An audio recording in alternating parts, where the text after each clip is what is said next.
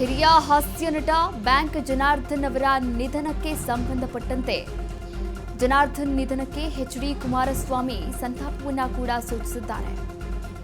Bank Janardhan ನಿಧನದ ಸುದ್ದಿ ದುಃಖವನ್ನ ತಂದಿದೆ.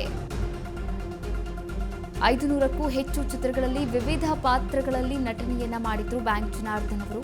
ಇನ್ನು ಪ್ರೇಕ್ಷಕರಲ್ಲಿ ಕಚಗುಳಿಯ ಕಡಲನ್ನೇ ಒಕ್ಕಿಸುತ್ತಿದ್ರು. ಪಾತ್ರದ ಮೂಲಕ ಎಲ್ಲರನ್ನ ಸಂಮೋಹನಗೊಳಿಸ್ತಾ ಇದ್ರು ಬ್ಯಾಂಕ್ ಜನಾರ್ದನ್ ಅವರು ಎನ್ನುವಂತಹ ಮಾತುಗಳನ್ನಾಡಿದ್ದಾರೆ. ಇನ್ನು ಬ್ಯಾಂಕ್ ಜನಾರ್ದನ್ ನಿಧನ ಚಿತ್ರರಂಗಕ್ಕೆ ಬಹುದೊಡ್ಡ ನಷ್ಟವನ್ನ ತಂದಿದೆ. ಟ್ವೀಟ್ ಮೂಲಕ ಕೇಂದ್ರ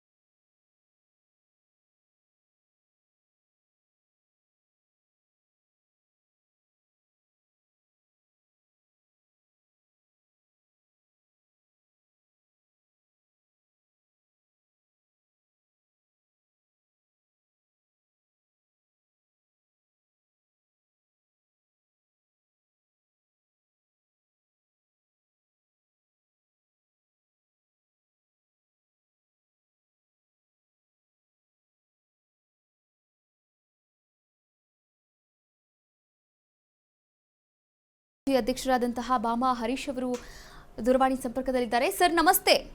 ನಮಸ್ತೆ ಅಮ್ಮ. ನಮಸ್ತೆ ಸರ್, ಜನಾರ್ದನ್ ಅವರ ವಿಷಯ ಗೊತ್ತಾಯ್ತು ಅಂತ ಅಂದ್ಕೊಳ್ತೀನಿ. ಇನ್ನು ಜನಾರ್ದನ್ ಅವರ ಜೊತೆಗೆ ಕೆಲಸ ಮಾಡಿದಂತಹ ಅನುಭವ ಏನಾದರೂ ಇದೆಯಾ ಸರ್ ತಮಗೆ? ನನ್ನ ಅನೇಕ ಸಿನಿಮಾಗಳಲ್ಲೂ ಕೂಡ ಅವರು ಆಕ್ಟ್ ಮಾಡಿದ್ದಾರೆ. ನನ್ನ ಮೆಜೆಸ್ಟಿಕ್ ಫಿಲ್ಮ್ ಇರ್ಬೋದು, ಜಿಯೋ ಪಾಯಿಂಟ್, ಇನ್ನು ಅನೇಕ ಚಿತ್ರಗಳು ಕೂಡ ಅವರು ಆಕ್ಟ್ ಮಾಡಿದ್ದಾರೆ.